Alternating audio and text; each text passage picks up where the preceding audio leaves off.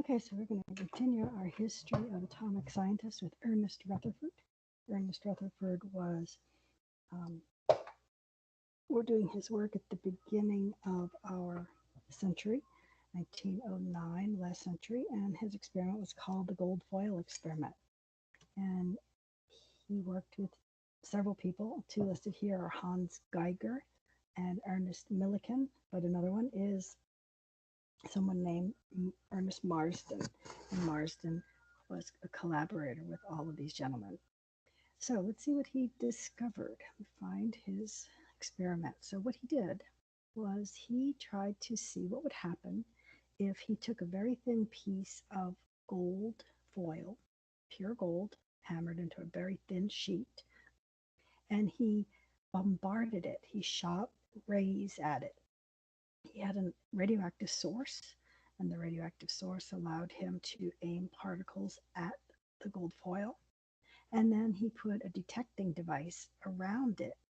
This is some sort of a film that could measure where the alpha particles would strike it. So the blue ribbon looking thing is to measure where the alpha particles would land. So they come in from the radioactive device, hit the gold foil, and do various things. And he was able to measure what happened. So here's a close up of just the atom. And what he discovered was that if he sent these particles shooting through the different atoms, and here's just one atom, but imagine atoms lined up in 3 dimensions in all directions. And the black lines signify alpha particles that are shooting straight through the atom. They went straight through this bluish green area and didn't hit anything, came out the other side.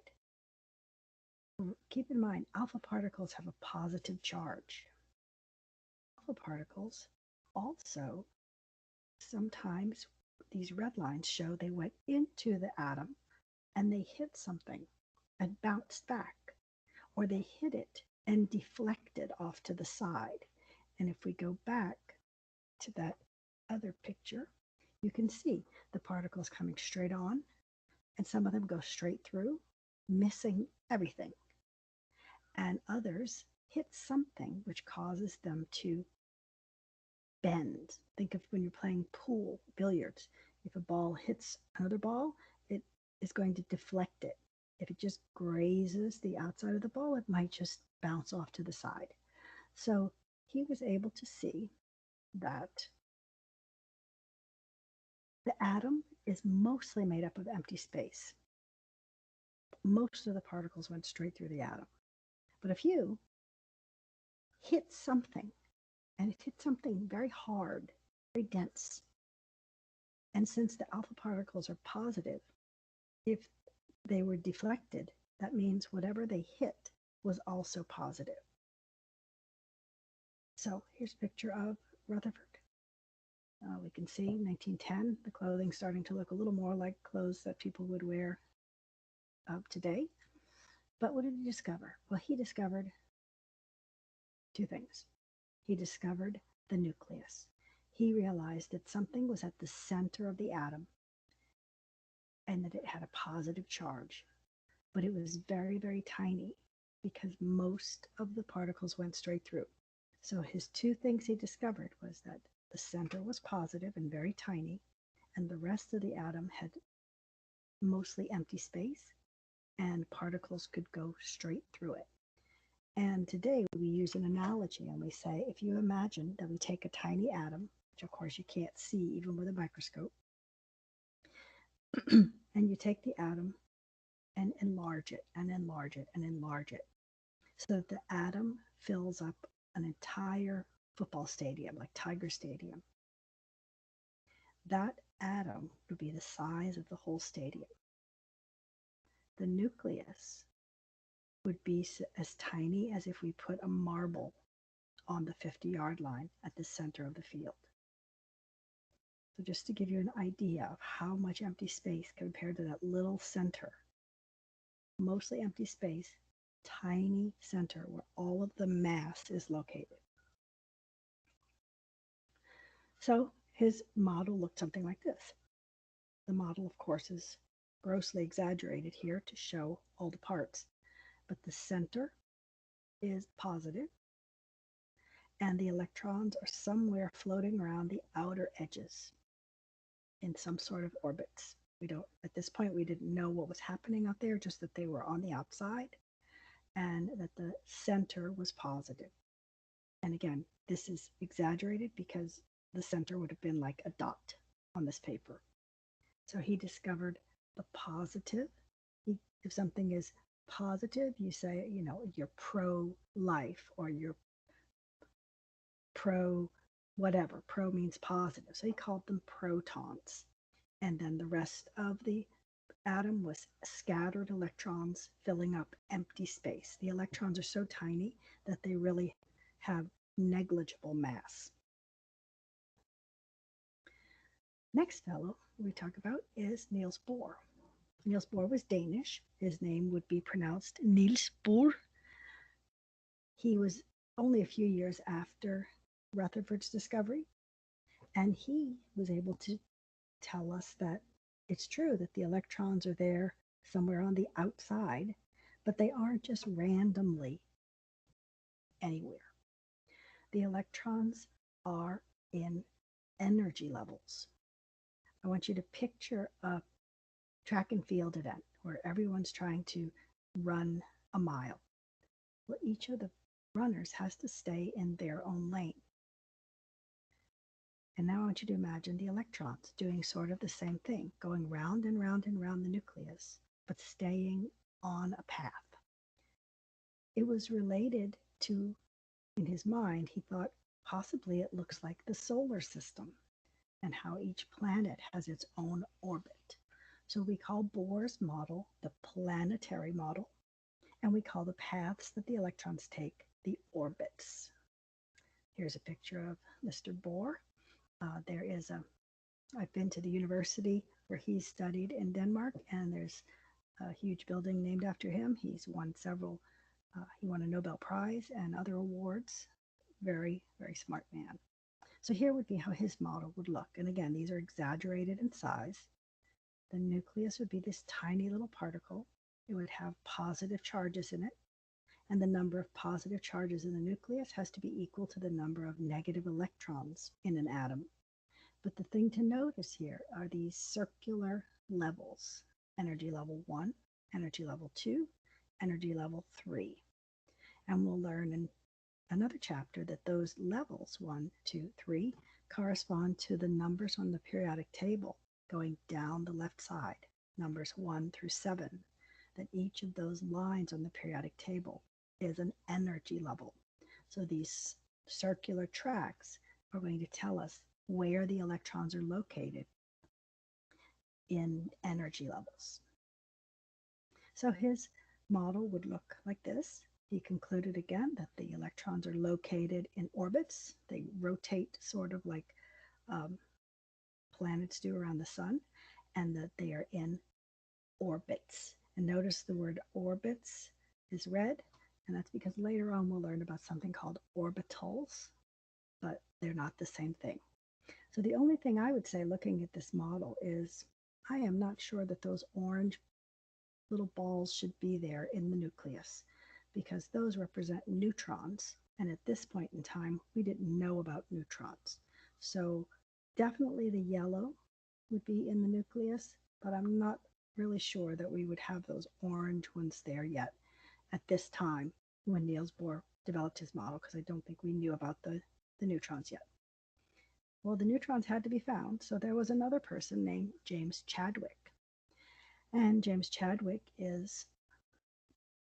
worked on his experiments during the Great Depression, 1930s, is when our nation had a huge depression. And he was able to find what's called the missing mass.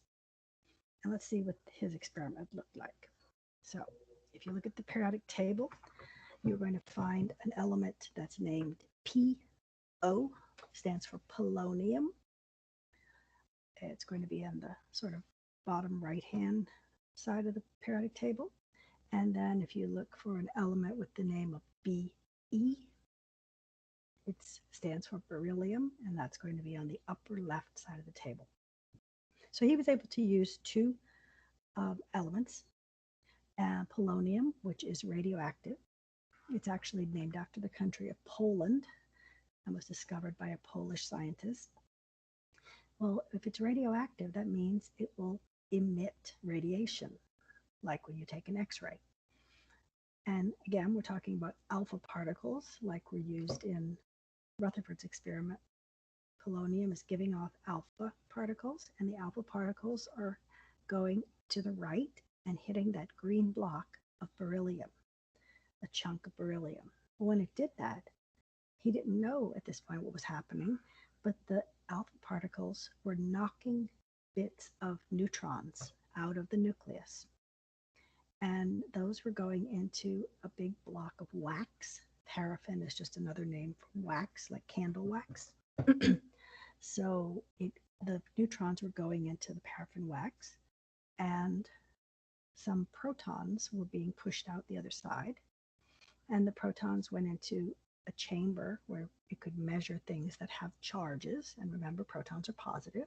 So it could detect that some positive charges were coming out and landing into the ionization chamber. And somehow they were able to discover that something was accumulating in the wax. A mass was accumulating in the wax. And it was discovered that that mass had no charge. And it must be another particle that we hadn't known about before. And Chadwick was able to say that the particles were neutral. He called them a neutron because they were neutral, and that just means they have no charge. So James Chadwick discovered the neutron. He knew it had no charge. It's in the nucleus. And also, he knew that this was called the missing mass. The mass that's the difference between the number of protons and the atomic mass of an element. Picture of James Chadwick, again in the 30s. So we're starting to see people that, again, dress more and more like people of modern times. So here's his model. And again, we can see the electrons are here on the outside in some special circles, special orbits. The nucleus is filled with positive, little blue positive protons and a number of red neutrons, and they have no charge. As see, one of the circles has a 0 on it, which is usually how we show that neutrons have no charge. So at this point, we've learned a name for the atom. We've learned that atoms have protons. We learned that they have electrons. We learned that they have a nucleus. We've learned that there's empty space. And now we've learned that there are neutrons in the nucleus as well to make up the mass, that what we call today the atomic mass. So I'm going to start on the last point here. We did learn that electrons orbit the nucleus, but in modern times, and we'll learn this in the next chapter, we actually find out that electrons are in something called the electron cloud, and they can be anywhere in that cloud. They don't have to be just on a specific orbit. But I want you to picture like a balloon that's blown up, and the electrons would be little specks of dust that were stuck to the outside of the balloon. They can be anywhere on the outside of that balloon, but it's very unlikely that you will find the dust particles inside the balloon. Well, the electron orbital cloud is that way. You normally find the electrons right on the edge of the cloud. You might find a few inside or outside the cloud, but the majority of them are going to be exactly on that cloud. And the cloud size is connected to those energy levels that Niels Bohr talked about.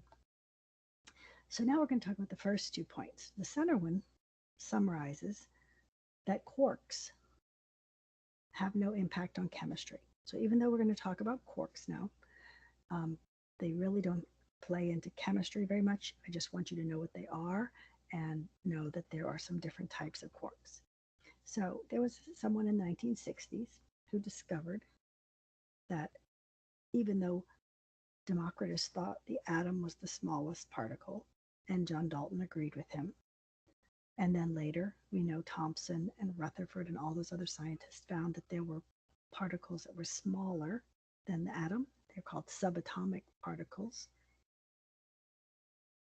we thought we were done.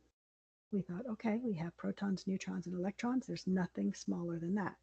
Well, in the 60s, it was discovered that there are some particles even smaller than those, and they're called quarks. And most of the quarks, there's 6 different types. Most of the quarks were only present at certain times of the universe's creation. But today, we know that there are 2 quarks still around. One is called the up quark. The other one is the down quark, up and down. And if you combine up and down quarks in groups of 3, they are what compose a proton. So a proton might be 2 up quarks and a down quark, and a neutron might be 2 down quarks and an up quark. So it's these little tiny things, even smaller than protons and neutrons, that when put together in certain combinations become a proton and a neutron. And later, if you ever study nuclear chemistry, you'll learn why that's important. There's a scientist, and his name is Murray GellMann, Gell, second word MANN, GellMann, with a hyphen. And he's the one who won the Nobel Prize for discovering quarks. So this is what our atom would look like, more or less look like today. We would see a tiny nucleus with protons and neutrons in it. The total charge of the nucleus is positive because the neutrons have no charge and the protons are always positive. Then all of this grayish white area all around is what we call the electron cloud. And that is the orbital where the electrons are. And if you notice, there's like one little cloud close to the red circle, then there's a lighter gray area, then there's another cloud, and then it's gray again. This would represent 2 different energy levels. Wherever it's mostly white, dense looking, that's where the electrons probably are. Then the grayer areas are probably where the electrons are not. And then the white area again is likely where the electrons are. And the energy levels build outward like donuts around each other. So this is more of the current idea of what the atom looks like. But if we look at the history and the change, we started with this sphere, like a ball. That was Dalton's idea. Thomson came and said, how about plum pudding? We know there's some negative things in there, so we're going to put some negative specks inside of a ball that's completely positive. Rutherford came along and said, well, I found something so tiny at the center and a lot of empty space, so we have to change the model to have a tiny nucleus, lots of empty space, and then the electrons. Bohr came along after that and said, no, those electrons can't just be anywhere. They have to be in orbits, and it's going to look like a solar system. We're going to call it the planetary model of the atom, and we're going to put the electrons in orbits, and we're going to put the nucleus in the center, and it's going to be pretty small. And then, as we know now, the shapes of the different orbitals, the 3-dimensional shapes of where the electron clouds are and how they look, can take on very many crazy shapes, from spherical balls, circular in 3 dimension, to things that look like clovers, that look like dumbbells or flowers. And the more complex the shape, the more the energy of the electron is high. So higher energy levels get more crazy looking shapes. Lower energy levels tend to look more uniform. And that's how the atom has changed, and its models have changed over time. So what do we know at this point? The atom's almost all empty space. The proton is so tiny that if we looked at a proton, then the electron would be 10,000 miles from here. That's across America. If a proton was as big as an exercise ball, a big like Pilates ball, then the electrons would be 10,000 miles away. We talked about the football analogy, and what's so weird is even though it's all this empty space, things that are made up of atoms can be things like diamond, which is the hardest substance known, or rocks, or steel. And imagine the desk that you're sitting in right now is made up of mostly empty space, but the interatomic forces between the nuclei is what's holding it together and allowing you to sit there without falling through to the